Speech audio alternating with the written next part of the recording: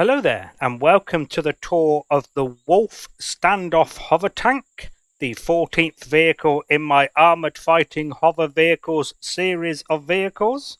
My name is Wimperman, and I am the Chief Designer, Chief Builder, Chief Architect, and Chief Dumbass behind the Wolf Stand Off Tank project. So, this is the new tank behind me here. Now, this is a new build, so there is no original vehicle to show you. You'll be grateful to hear. So let's start this tour off with its role and task equipment. So, standoff tank is its role, and that kind of means that it's supposed to be able to engage an enemy at a greater range than the enemy can engage you. That's kind of the idea, which is why the tank turret, the artillery turret, is right at the front of the tank.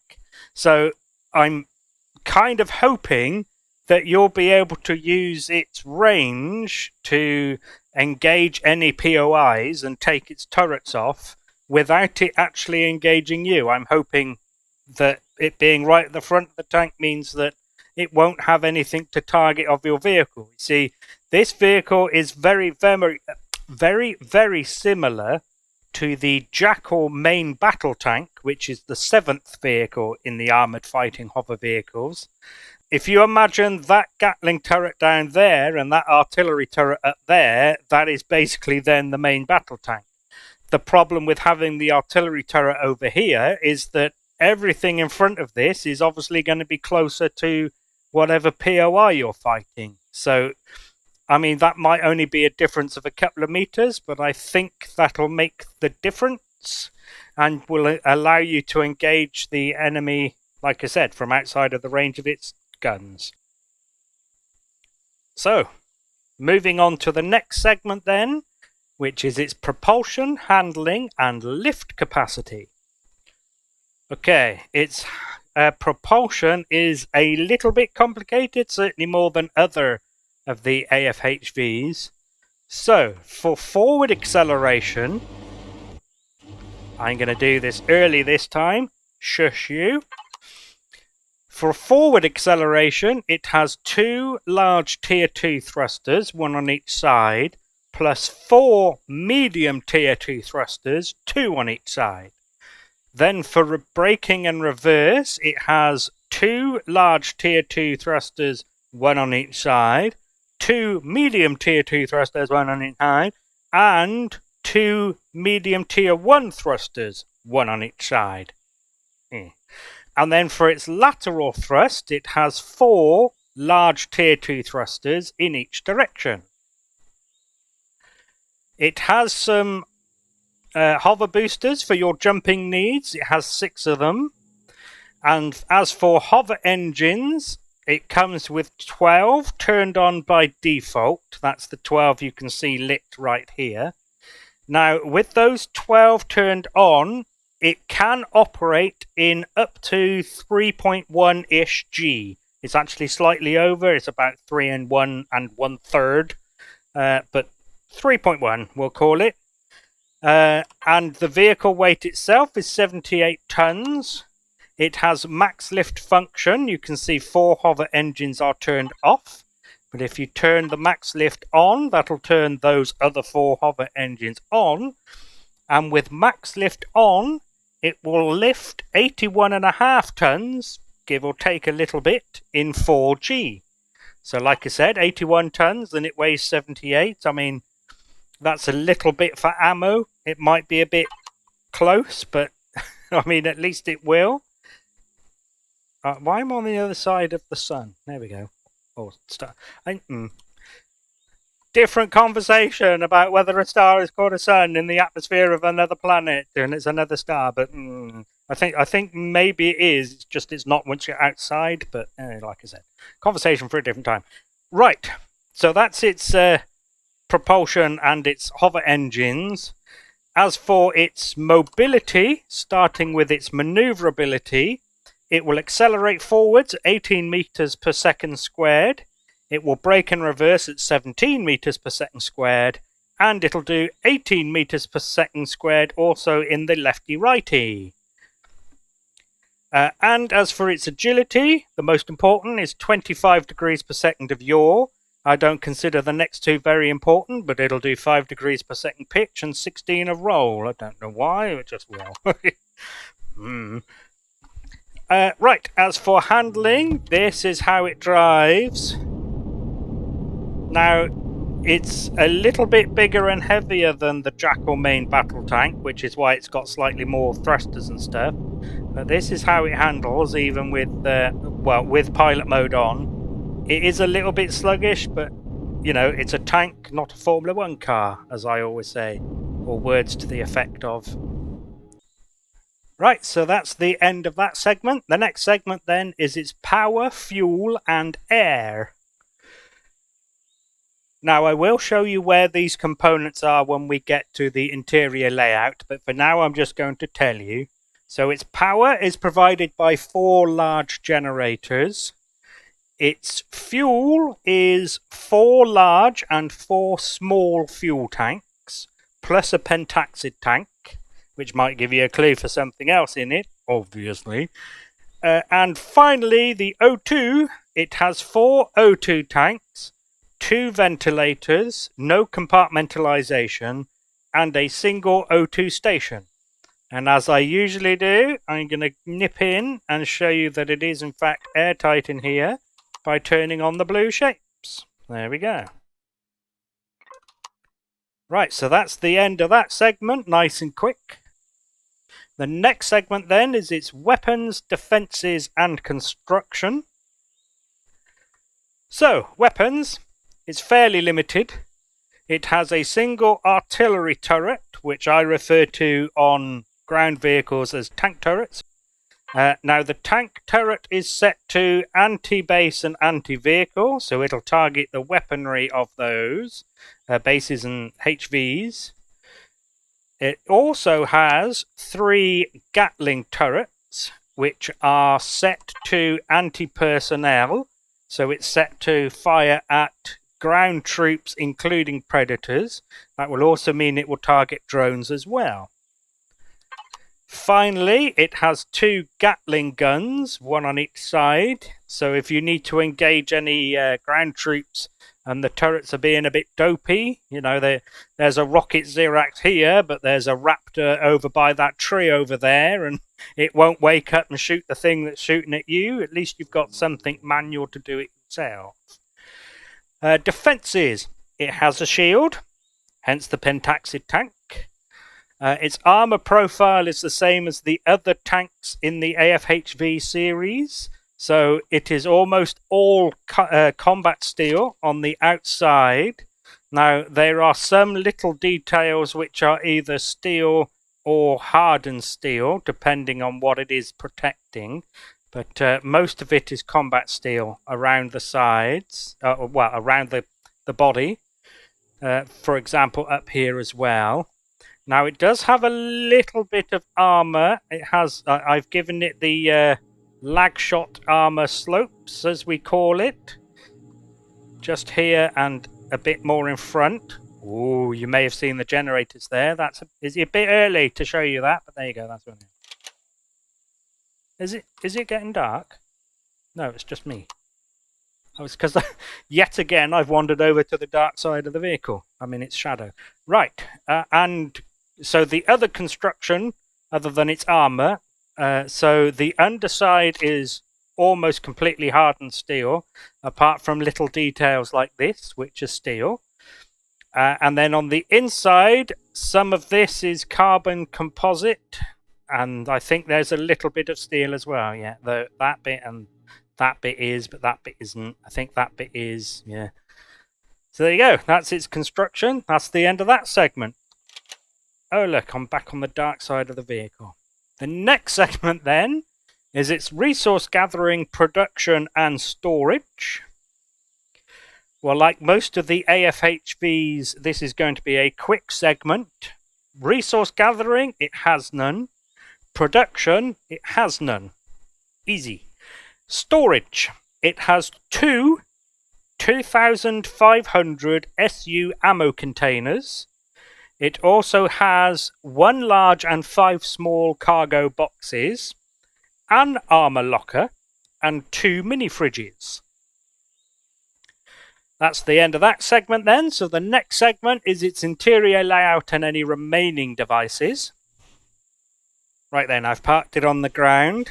Now the ramp and the exterior lights are on that sensor there, but the door is manual. I didn't put that on a sensor because, as I've said in other of the AFHV tours, I don't want you to be walking around inside there and then the door opens, the Xerax rocket troop sees you, fires in through the open door just as you walk past it, and now your vehicle's dead. And so are you. And you've got nowhere to spawn. Stuff. So that's why it's manual. So if we go in, thank you. So the lights in here are on a sensor as well. The sensor itself is just there. Now, if you want to keep them on when you get into a seat, because when you get into a seat, you're no longer in motion. So the motion sensor doesn't sense you anymore. That lever just there on the ceiling there will leave them on even when you're in a seat. Okay, so on the left we have obviously the clone chamber, the O2 station, and one of the O2 tanks. The other O2 tanks, there's 2 there behind that and above the kind of door wall, back wall door bit. And the last one is on the other side of the door over here. Now, because it's a 2-wide door, it's slightly off-center, which I quite like doing with my tanks, because I don't think they need a big door. But that's why there's extra space on that side for that clone chamber and an extra O2 tank. Blah, blah, waffle, waffle. On this side, medic station, armor locker, 2 small cargo boxes. In the ceiling, we have the core, the shield generator, the pentaxid tank, and the single large cargo box. And the idea of this, which is why it's painted the same pink as the other pentaxid stuff, is it's meant for extra pentaxid. Let's turn that off so that we get a better idea of what it's like in here. So we have a commander seat here with some LCD work. We have a gunner seat here with some more. Now if you turn on the tank turret, we'll see you get 2 more LCDs turn on. It's sort of like a heads-up display weapon control interface and a keypad, control pad, or something pad. Right. Okay. Moving forward, we have the 2 ventilators. They are really thin ones, but that's all it needs in here. In fact, it only needs one of them, really, but, you know, symmetry. The CPU extenders are clearly down there. The Wi-Fi is clearly there. A small cargo box is clearly there. The driver's seat is clearly there. And then if we move up the ramp to the driver's seat, we have a mini fridge on each side, a cargo box on each side, small one, and the one of the 2500 SU ammo containers on each side. Oh, yeah, there's one more thing before I talk about the LCDs in front of the driver's seat. The detector, which I sometimes forget, is up there on the roof in front of the rear Gatling turret. Am I going to be able to get out of this God mode now? Yes, I am. So, as you can see, it has my usual heads-up display, holo display, toggle displays to show you what the keyboard shortcuts are for turning on and off the various toggleable shortcuts displays. Which leads us on nicely to the next segment. Oh, hang on. You did see the generators earlier, so they are in the front. That was kind of the best place I could find, really. I was struggling. Oh, I better show you the fuel tanks. The fuel tanks are in the side, inboard of the side skirt, outrig bits, things. So they are there. Oh, and they are accessible through these shutters. There's one on each side in the same place. Why do I keep going onto the darker side of the vehicle? Oh my god, it keeps happening. Right, so there you go. Now, there is also a couple of shutters on the bottom that allow you to access the generators in case you need to repair them.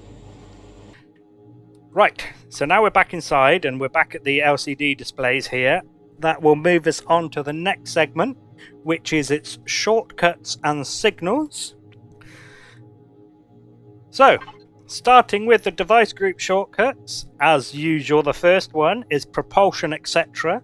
Now that will turn on all of the thrusters and what I referred to earlier as the default hover engines. That's the 12 that were on at the start. Well, at the start of the propulsion bit. Max lift obviously does the other 4 hover engines. Then we have headlights. I wasn't in God mode, there we go. So this vehicle actually has 6 headlights. We have 2 on the front of the outrig side skirt jobs. The top ones are a wider angle spotlight mode. They're set to 110. And then the bottom ones and the ones on the nose here are set to a narrower angle at 70. Now, I use these as the headlights on tanks because I think since they're small, they're going to be harder to hit, even because, I mean, they can't be targeted, but, you know, they're next to thrusters and stuff. But I'm hoping their size will make them survive a bit longer. And I've given you more of them on this. I mean, not just because I could, they would fit, but I think 6 is better than 4 because if you lose 3, you're not stuck with just 1, is the idea. So the headlights switch will turn those on. Now the next one down as usual is tail lights. Of course I have my patented red flares on the back. Now if you don't like them you can of course turn them off, and if you hate them you can of course multi-tool them off. I'm not going to do it because I need this for the outro. I've made that mistake before. The next one down is the ventilators. It's the last one actually. Just in case this is the first tour of mine you've seen, I will go through this as quickly as I can for those who have seen others. So if we have a look at the power left and we turn oxygen off, you'll see that it doesn't change because all that does is suck in the oxygen and doesn't fill up the vehicle anymore, but the ventilators are still receiving power. So if we turn off the ventilator switch, you'll see that the power does increase, which means you can save a bit of power when you're in a breathable atmosphere of a planet. Right then, moving on to the custom signals shortcuts, and as usual the top one is power save. Now power save on this vehicle will turn off the motion sensors and the lever. It will turn off the passenger seats and the Wi-Fi and all of the LCDs, and I'm pretty sure that's it. Yes. Now the fridges are not on power save. They are manual. You have to switch them on and off yourself, and that's good so you don't accidentally turn them off with a power save when you've got your sandwiches in there, especially if that's your only food you've got with you. That's not good.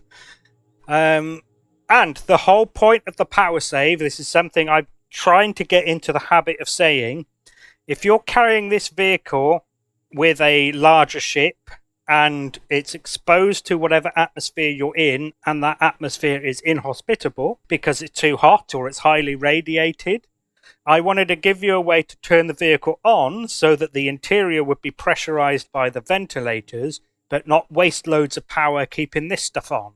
So that's what the power save is actually for, that kind of thing. Obviously, it wouldn't work very well if you're driving around. Well,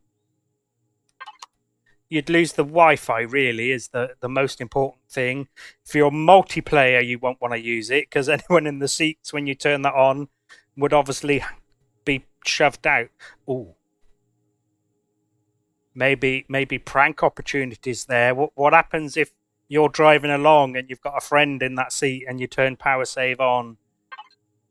And you'll drive... I'm guessing the vehicle puts them out the seat, but where does it put them? Does it just sort of fling them around inside here? Anyway, right.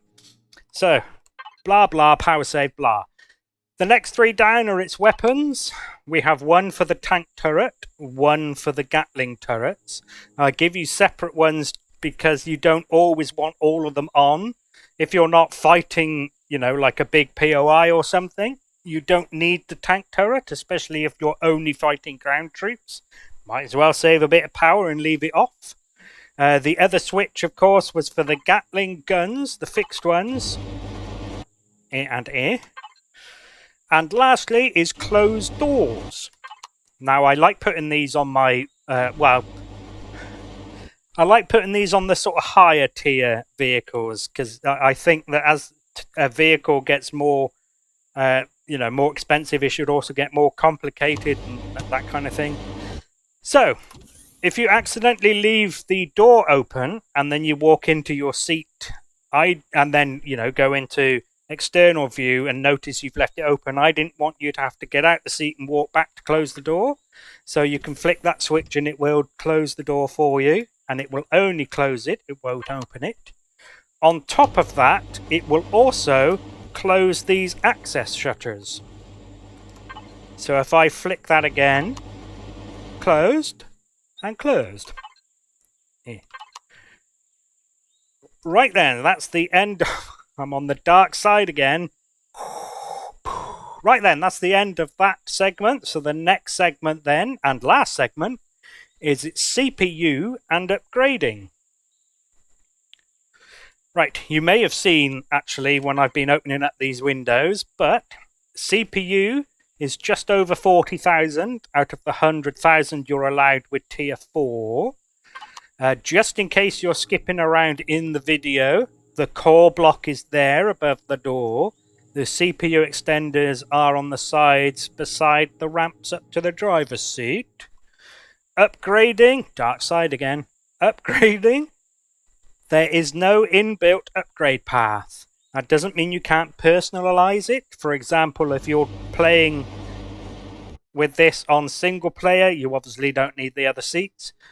More than welcome to rip these out and put in extra stuff, whatever you may want. Cargo, probably. But I don't... Dark side again, what the fuck? So I don't consider that to be upgrade. I consider that to be personalization. Now, the last thing I want to talk about before I let you go is the extra primary colors. So the color palette comes with 4 included. Now, the vehicle itself comes in the desert sand, which is that one there. But you can also paint it this military green, as well as this Arctic white, and this dark grey.